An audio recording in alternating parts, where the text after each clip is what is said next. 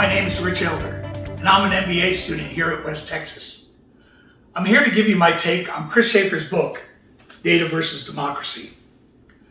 When I first read that title, I expected to be conflicted.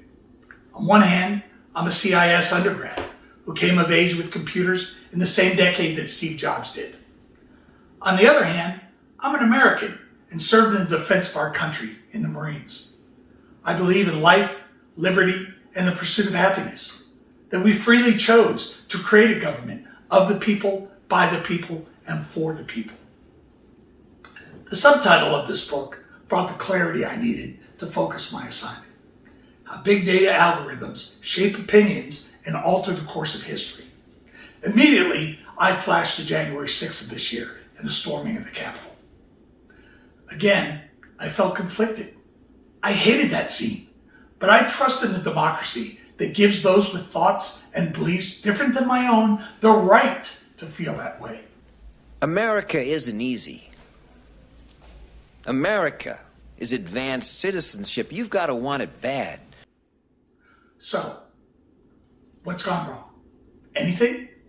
Isn't America still founded on the same guiding principles in this century as it was in the last and the century before that?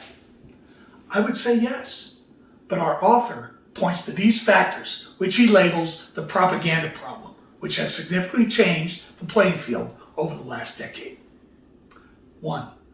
Information abundance affects the way we consume media. 2.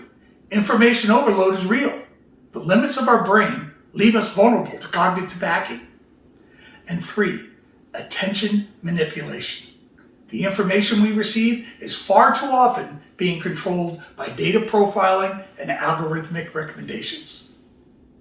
Now, there's way too much there to unpack in just 5 minutes, so let me make some references to what makes sense to me as a member of the boomer generation and someone who has largely been a non-participant in the social media rage. In the podcast, Firewalls Don't Stop Dragons, our author is interviewed and likens the propaganda problem of today to my nostalgic memories of standing in the grocery line with my mother as a child.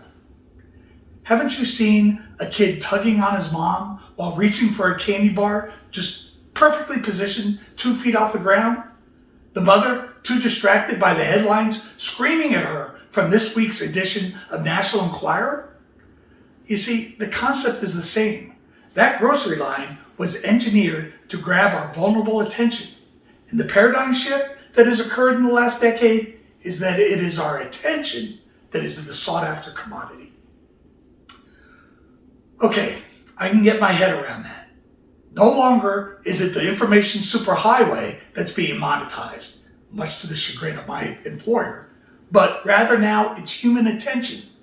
Proving that theorem isn't hard. Just take a walk around any college campus to see all the heads turned down looking at their screens. What the heck is so compelling? Well, our author tells us it's the algorithms at work, sowing the seeds of our unconscious biases. As a corporate manager responsible for hiring, this is another truth that I'm required to take annual training on, lest I hire employees that only look like me. We all have prejudices. What is increasingly dangerous is the manner that our inherent biases are amplified. Is this really happening? Well, the book makes this point. If the content being served up to me by algorithmic recommendations is biased in ways that reflect how I already feel, I'm not just more likely to engage with that bias, I am much more likely to spread it. And that has led to increased polarization, the proliferation of fake news, and our inability to use critical thinking alone as a defense. These media platforms serve up socially divisive discourse right alongside funny Bernie Sanders gifs and baby pictures. As to the case studies presented as evidence of a world gone mad, there were more things that I knew little to nothing about than things I felt well informed on. I knew what happened in Ferguson, but not till the story was picked up by the mainstream media. Gamergate? No idea. But the book makes the case that what began as internet trolls against the female gaming community has morphed into the rise of the alt-right and the divisions we feel today in our political parties. That opinion was shared by the website Vox.com in an article published just one day after the storming of the Capitol, with a list of lessons that we still hadn't learned from Gamergate. Lessons about how to keep victims safe from internet mobs and the actions law enforcement should be taking already. Need a less sinister example? A February 2018 article published on the NPR website was titled Automating Inequality. Algorithms in public services often fail the most vulnerable. Well, the title of that article alone brings a stark reality into focus. On Last Night News, I watched a group of Asian American pre-med students work a temple-hosted food pantry line in order to register a neglected community for COVID vaccinations.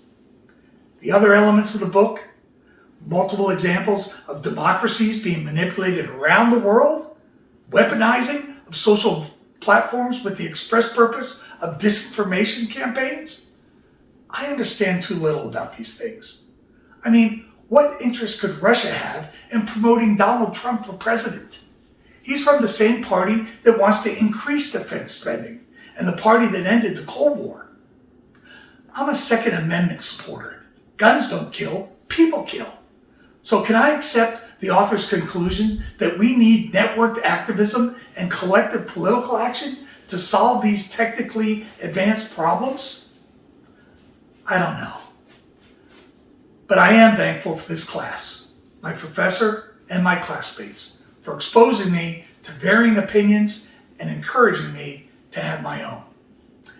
And that makes me feel like I'm quite comfortable standing alone here on Moderate Island. Thank you for listening.